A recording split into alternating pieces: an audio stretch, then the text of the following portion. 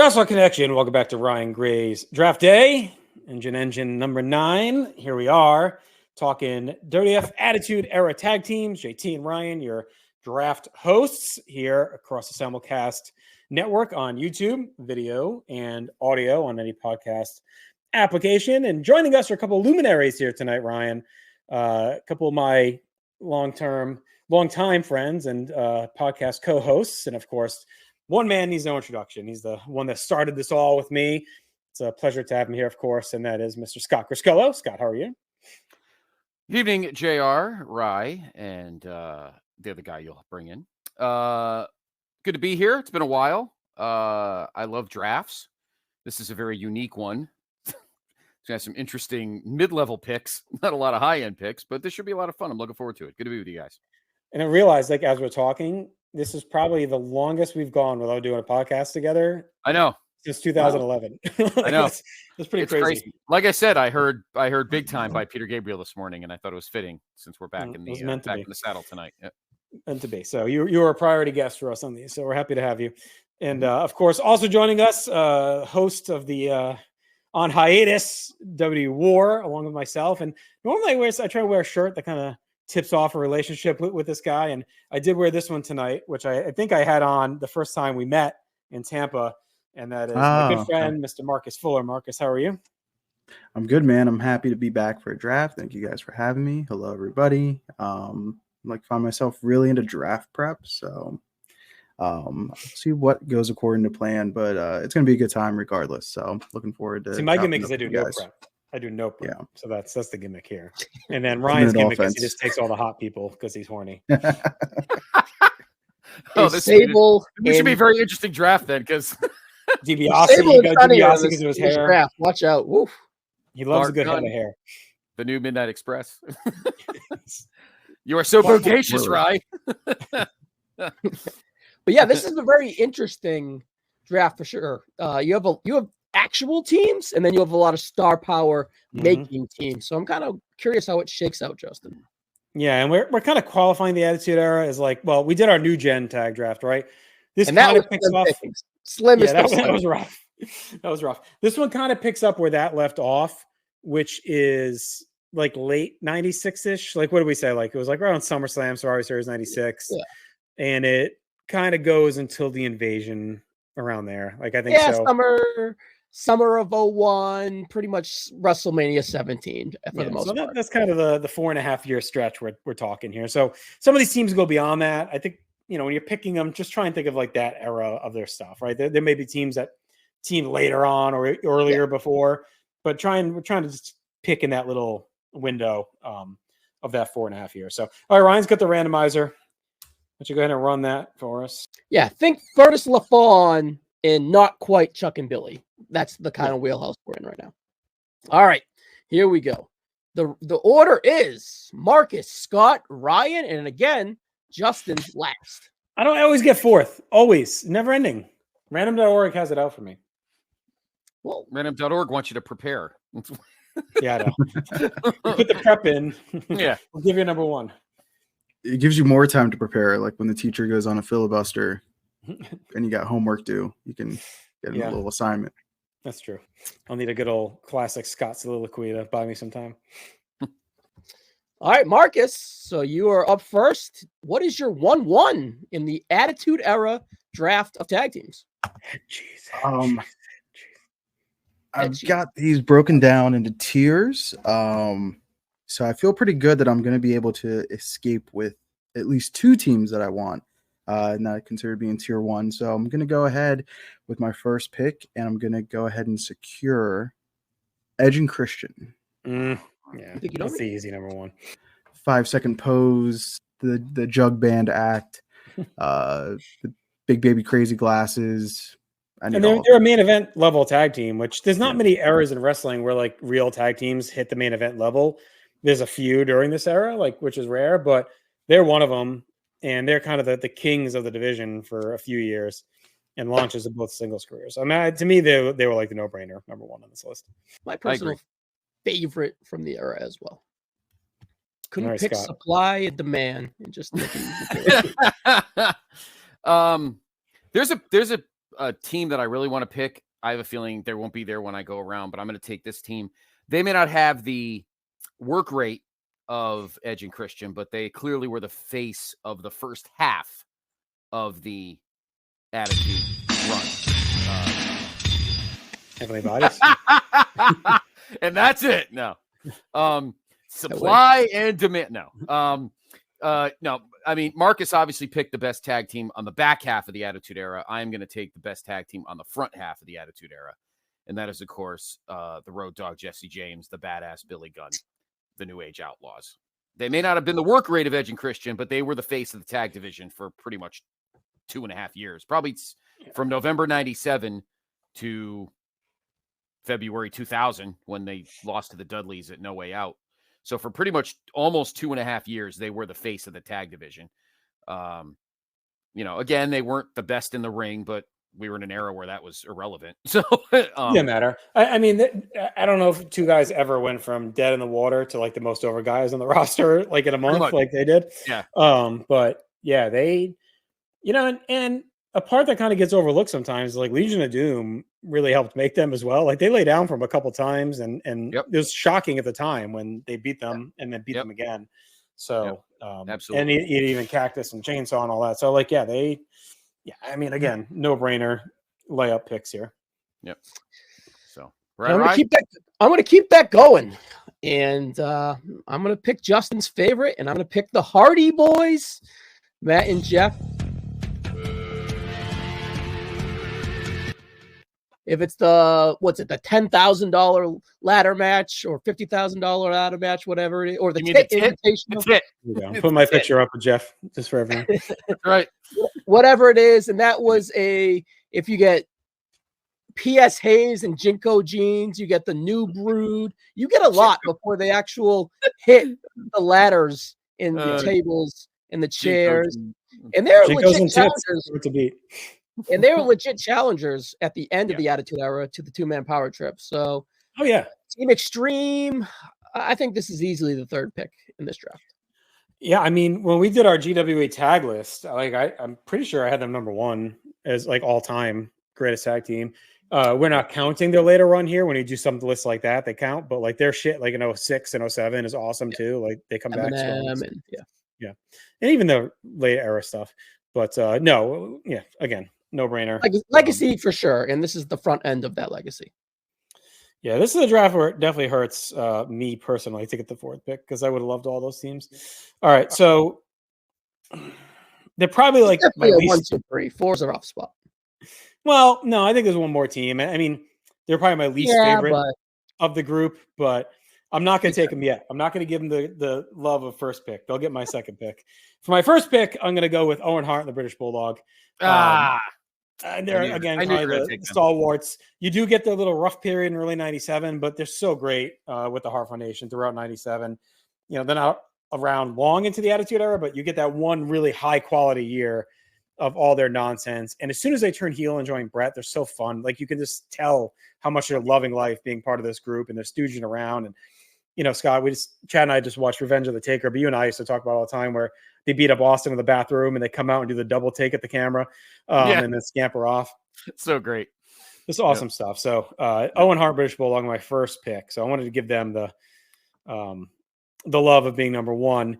And then Justin, mind you, Attitude Era and New Gen first round picks, Bulldog and Owen. Oh yeah, there you go. Did I take them both times? No, I think Bennett took them 1-1. Yeah, fuck Bennett. All right, so I will. It's hard. No, I mean it's easy. I just don't like the pander, but I just think it's hard to pass up the Dudley Boys at this point. Like they're kind of the last of the top tier teams. Yeah, you can't. Mega over, putting Mae Young through the table.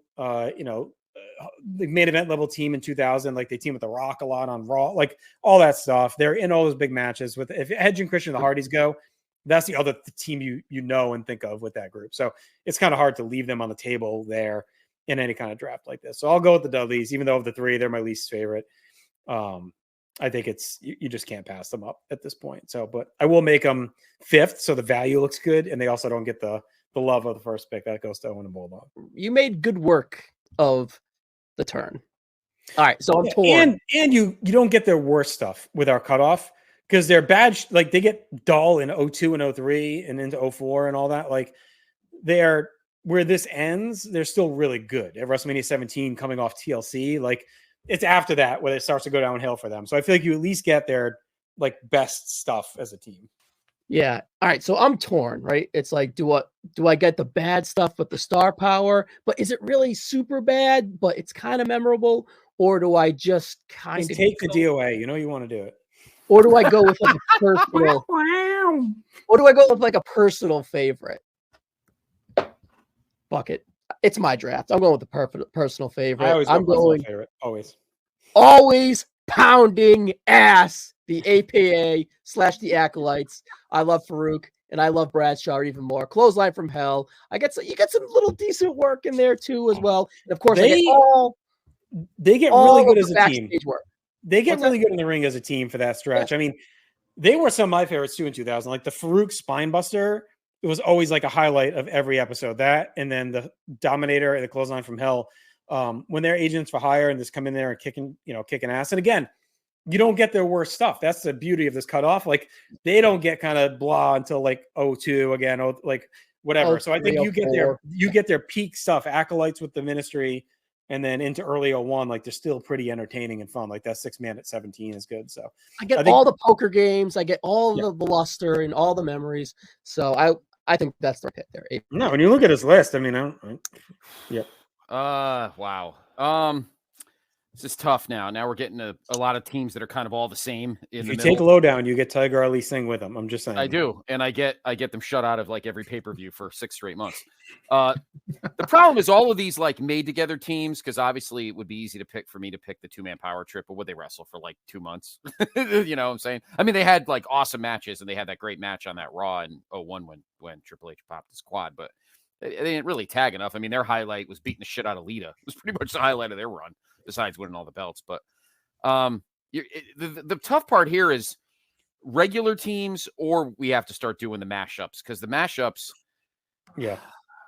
I think when you look at this run, mashup peak, even if it's like a couple weeks or a month, outweighs some of these other teams. And that's happened with the new gen as well for us. Like, yeah, some of those mashup teams just were better when you look at them versus some of these other teams. Is what I know. I'm going to go, you know what? They were actually entertaining. They did win the tag straps. So I'm going to go with Rock and Sock. I think Rock and Mick in that like 3 or 4 month run. I mean, Marcus's top team, Edge and Christian, they had like, I don't know, what was it? Like November, December 2000. They had like 3 straight weeks of like 3.5-star bangers. They were always, they kept that. It was a good option for when they had to kill time in the back end of 2000 to wait for Austin to get his legs under him and kind of establish Curtis champion before they got to like Armageddon. So the highest rated segment in Raw history or whatever. I don't know if it still is. This is your life. Yeah. Yeah. I mean, it's the high. What would they get? Would it get like a fucking 13 or something? It was ridiculous. Yeah. It was huge. So, yeah, no, it's you got to put them on there. I mean, we're in an era where the slap together teams are pretty much most of the meat. So I think they're more than a slap together team though. I think they had enough of a run.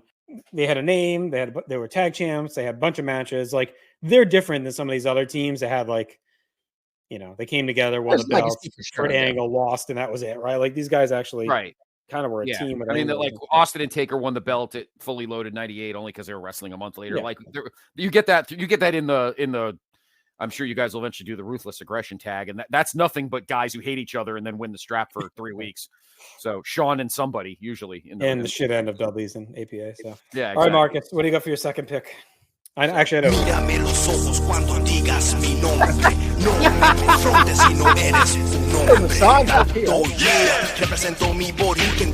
Well, Jose Estrada or whatever. Yeah. That was a majority of Spanish I knew for a good 6 or 8 years. If I took the sweatshirt off, I would be a part of the Los Barricos with all this. That and Odele, Arriba La Razza. Those are the only things I knew. I'm pretty pumped. I still get a team from Tier 1. The draft has fallen exactly how I wanted it to. So I'm going to go ahead and scoop up X-Pac and Kane. Yeah, I thought about them too. I thought about them too. Only because you get the segment where he makes them talk. Suck it. Yeah. Suck it. I had my favorite, thrown together if you will, tag team of that era, and I get the back-to-back picks. So I'm gonna go ahead and I'm gonna take a tag team. They were also sneaky main eventers, and it might be a little high, but I'm not sure they're going to be here when the draft comes back my way. Close, not quite. I'm going to go ahead and take Too Cool. Yeah. Or Too Much? You get both. Yep. Did I get both? You get both. I'll go You Too get the Cool. worst match ever with Al Snow and Head and Shoulders, or whatever the fuck it was. That's right, Head and Shoulders. No, Too Cool's, again, great value here. Like, mega over out of nowhere in that first half of 2000 with Rikishi and the dancing. They get the tag title run. You get the Joe C, which is great. 3'9" with a 10-foot dick. Can't beat that. All right. You're gonna claim that for yourself, Ryan? Yeah, I just did it. All right. So this is boy. No. All right, we're gonna get a ban. We only have like small limits. They're gonna be happy someone's playing that song. They're not gonna claim that one. They're gonna be like, oh shit. They'll pay for our copyright fees. Playing the Marika song. They'll pay for the copyright fees. Let me think. I'm looking at our master list. I know you put the Quebecers in here, but they don't count. Weren't they called the Amazing French Canadian? No, that was no, the other Quebecers, but they were in the blue. Yeah, that's right. Doesn't really. They were in a pay-per-view match at this time. Not a good one. Yeah, they were. No way. I was so happy when they came back too, because God, I fucking love them so much. But they were at 2. Weren't they in the WrestleMania 14 Battle Royal too? Yeah, I think so. Yep. They I mean, I've gone back-to-back drafts with them, right? I think I took them in the New Gen, and then I took Johnny Polo in the other one. So, you know, I'm going to take. I'm actually tired right now. I'm going to take. I'm going to take another team in 2000 that might have flew under the radar, but they did win the tag titles. They tagged for a good hunk of 2000. I'm going to take the Cousins Holly, Hardcore, and Crash. I mean, they were teaming pretty much most of 2000, starting from what? When did Crash come in? April? No. Oh, they were on a lot of pay-per-view together, actually. Oh yeah, they had a lot. Yeah, they're in 99. He's in 99. I think it's right after Hardcore's dealing with Kane and Big Show and all that stuff. So I think Crash shows up in like September 99. Right, and they're together till pretty much the fall of 2000, maybe even into 01. Yeah, before even with the hardcore title stuff. But yeah, I mean, this is they're steady. They had a good feud going with the Hardys, and they were feuding with. They were kind of the heels with Rock against Rock, and I thought it was a good mix, and they had some good moments, put on decent matches, and they were a good kind of backbone for that summer of 2000. They were like maybe the second tier under the big three, and they kept it together for that middle of the tag division. So I think they're definitely a 2000 team that shouldn't be forgotten. They're very memorable. It's a good pick. I consider them next, but it made my decision a little bit easier. You dealing with the X Factor. I got everything I ever wanted, and I'll never get that back. Not quite. I know you hate all of us, and you want us off your camera. So, unfortunately, I don't have a box-like structure to cut through, but I'm going to pick Cactus Jack and Chainsaw Charlie regardless. Epic, underrated. I don't even think it's underrated. It's very good. Tag match at WrestleMania 14, the dumpster match. And then they have the cage match the next night. And they were maybe together a month or two before that, but Funk's kind of always around Foley. I get them together in the maybe I get a Hell in a Cell moment too as well later that summer. But I think they're a very good tag team despite the length not necessarily being. They get the Outlaws over big time, right? I mean, that's like a big piece of them as a team that really connects, and the debut is memorable, even though the gimmick is kind of stupid with the Chainsaw Charlie thing, but whatever. I think it works well. Yep, that's my third round pick. Oh, I know you hate X Factor, but you ain't gotta look at me like that. All right. Hands. All right. So for my third round, fucking edit this thing. I'm gonna kill you. No, you're good. I do this all the time. For your third round, my third round pick. I know it's not their best stuff by far, but the list is starting to get thin, and I'm going to go with the name power, the pops, The return, I can even though the match is crappy, but the return's cool. Legion of Doom. I mean, you get the Street Fight at WrestleMania 13. You get them, all the feud with the Horror Foundation that they got going on. Even I like kind of even like the Godwin stuff. And then you get them putting over the Outlaws. They're still super over. There's that little dream match they have with Austin and Michaels after they win the belts, which is cool. So I think as you start to look at the list thinning a little bit, I wanted to get the name power. And now I am going to go with the completely thrown together team. But again, at this point, I'm going star power and just a great, awesome little angle. So I'm going to go with Austin and Triple H here, 2-man power trip. So them coming out of 17, win the tag titles. They have the big match of Backlash. They get the classic with Jericho and Benoit and Raw before Hunter gets hurt. Like you get that as part of this too. So, and you start to get them snipping at each other a little bit. So it's, we don't know where it would have went, but I think again, at round 4 to get them, I think is a good spot. All right, I'm going to stick together with the thrown togetherness, but not really because they're brothers, right? Art Donovan, not quite. But they're brothers, and they have a mega storyline leading into the Brothers of Destruction, and that's Kane and the Undertaker as my 4th round pick here. They actually teamed together a lot at the end of 2000, leading into 2001, and they almost had a rumored match at WrestleMania 17 with Rikishi and Haku. It's like the weird match I always wish happened, just to get Haku at WrestleMania in 2001. Yeah, cool. But then they kind of stay together throughout leading into the invasion as well. So yeah, you get that Backlash match. And again, their worst stuff I think is later, like with Chronic and all that shit later in the year. So that doesn't count as part of this, which is good. So Chronic. Yeah, and I get it's mega star power, and I get this is the coming out of one of the biggest stories in company's history. So I think it warrants the pick. I've been staring at this team the last maybe round and a half, and I think this is a good spot for them. It's very, very rare that one guy is very successful with 2 teams, and I bet had he lived, this team probably would have kept staying successful. So I'm going to grab Owen Hart's other tag team championship combo, and that's him and Jeff Jarrett.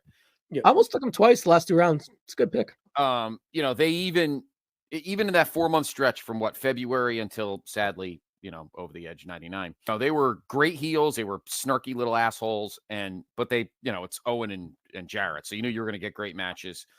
Feuding with Test, I think it was a Test and D'Lo or whatever, and feuding with the Outlaws when they were kind of mild, when they were still sort of baby faces before Billy left. Yeah, they were just another good, solid in-ring team that that never disappointed. Plus, it's Owen, so he always had great. He was at his best in teams. I mean, I think he's a guy that's, when you look back at some of his single stuff, a little overrated, right? You start to kind of break down the case, but his peak, he's a guy like Cesaro, whoever, right? Their peaks always seem to be when they're with tag teams, right? So it's like his best stuff is, with Bulldog, with Yoko, with Jarrett. Like it always seems to be that's when he really would hit Brett. Like it really seems to be that's when he would hit his peak, would be when he was in these tag team situations for whatever reason.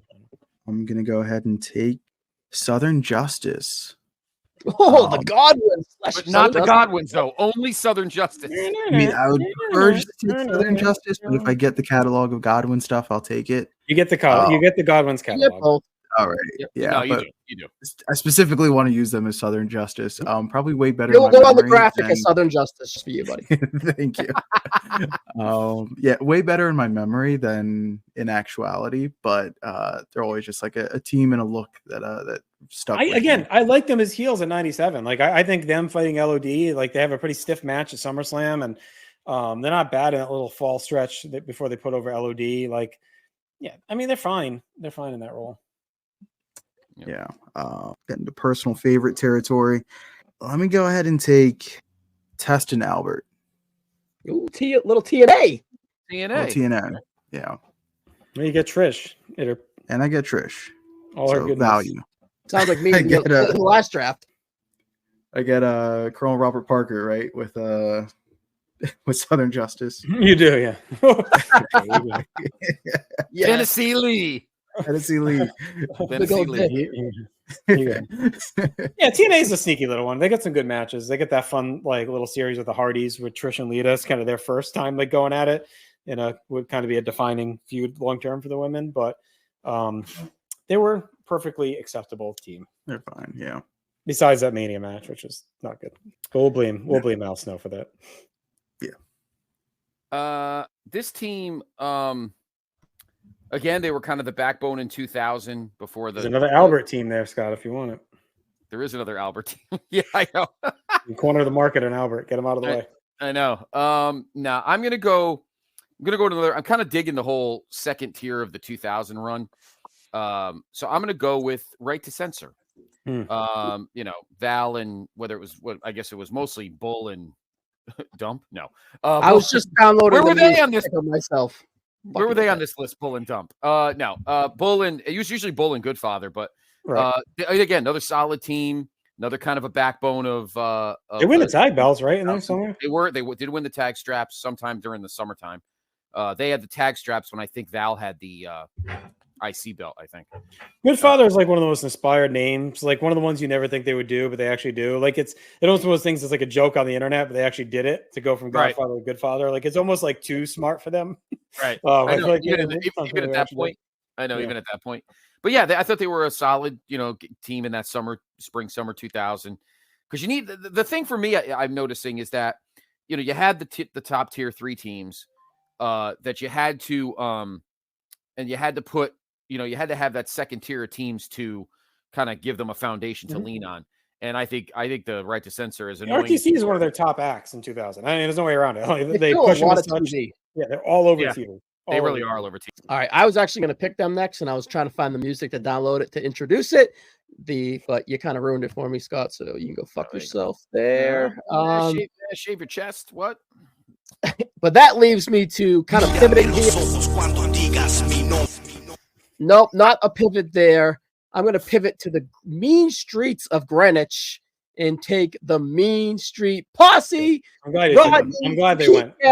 Joey Abs, and I get Shane O'Mac. Let's go. Yeah, I'm glad you took them. I'm glad they went because I was definitely debating it at the turn here. I mean, just the SummerSlam stuff with the couch and all that alone. Then you also get Pete Gas bleeding the fucking gusher at WrestleMania. WrestleMania 2000. Yep. So deep. My God, yeah. The match with Patterson and Briscoe on Raw was fun. They're great. I loved them at the time. Yep. Good pick. And Rodney and Pete are like legit boys of shame, and they barely trained to be wrestlers. Right. What a world. All right.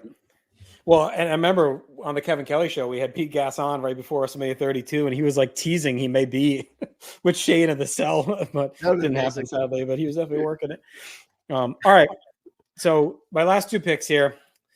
I'm going to go a little personal faves. I do think one, though, is pretty legit. They have a pretty dominant run in the summer of 99, kind of offsets Marcus' pick earlier, and that is The Undertaker and Big Show. One of my favorite eras of Undertaker with like where he's just pure evil devil man, but he's also kind of like an asshole. So it's past like the creepy stuff.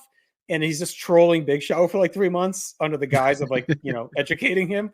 Armageddon show. The crazy ass promo of him leaving him in the fucking desert, and he had to walk out of the desert or whatever the hell. And then I think it's such an underrated match at SummerSlam 99. And Marcus, you and I know that show well. Finished very high in the war score, where Big Show works the whole match against Taker and against Kane and X-Pac, and he can't win.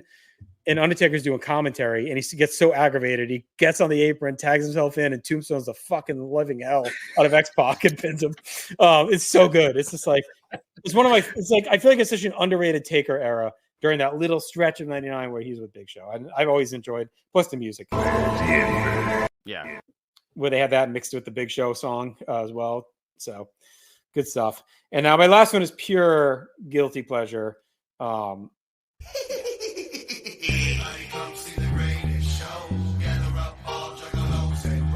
Another team that had no right to be as over as they were, the Oddities, come in with the Jackal, meant to be just kind of these weird freaks, but they quickly just get over as like lovable goofs, and they bring in ICP.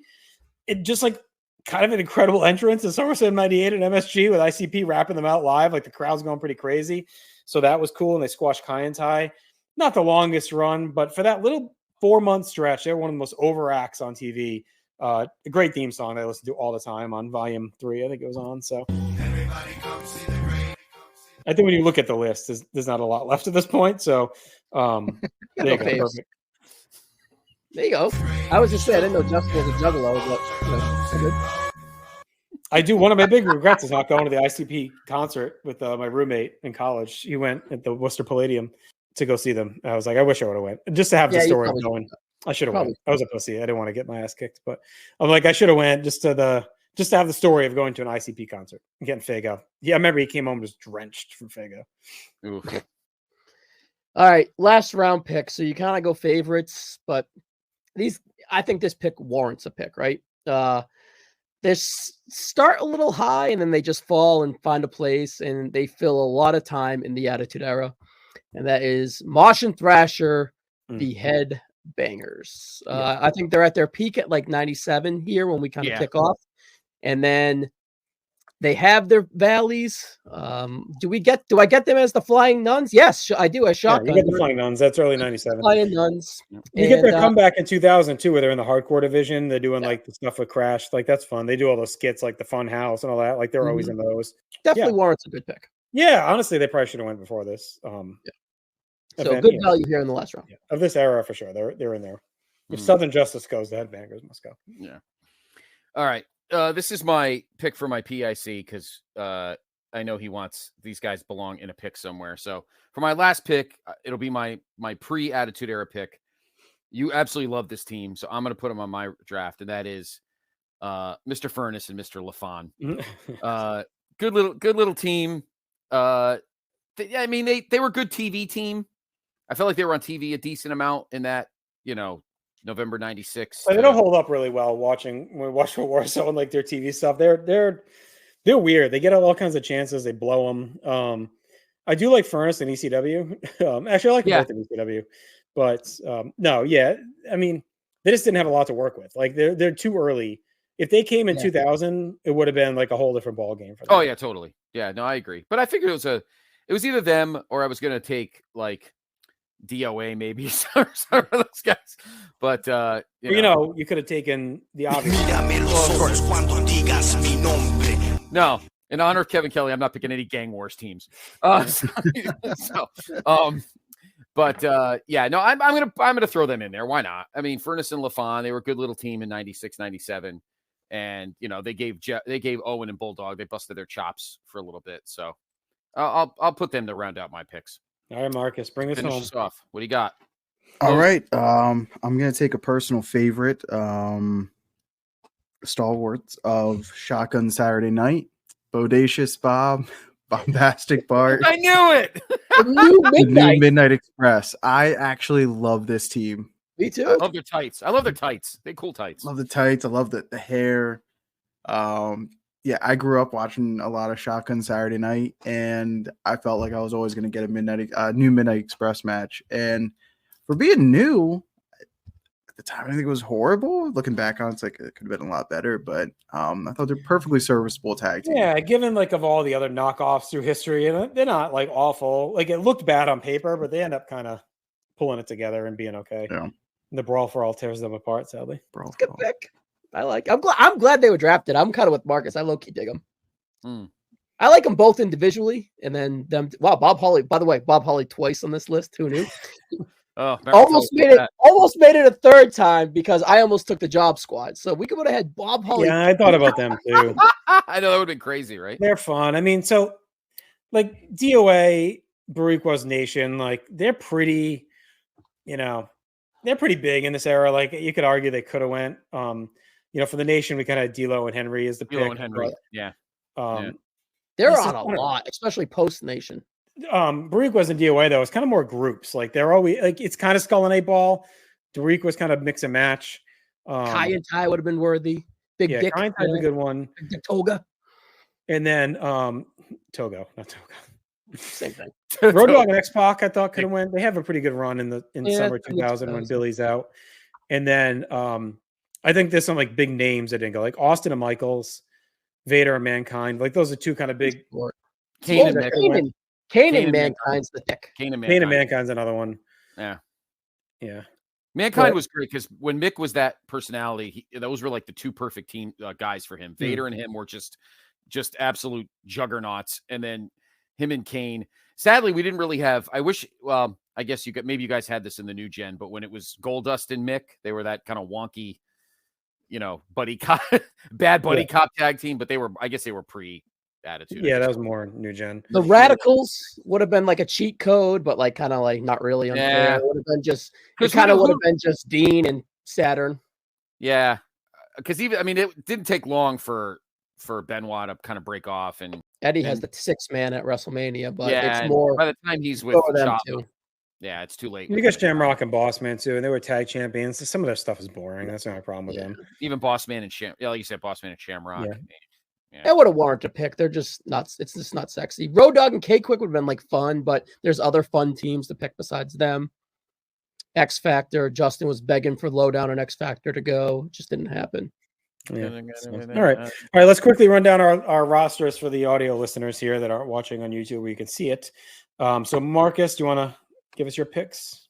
Yeah. Edge and Christian, number 1 overall. X-Pac and Kane, number 2.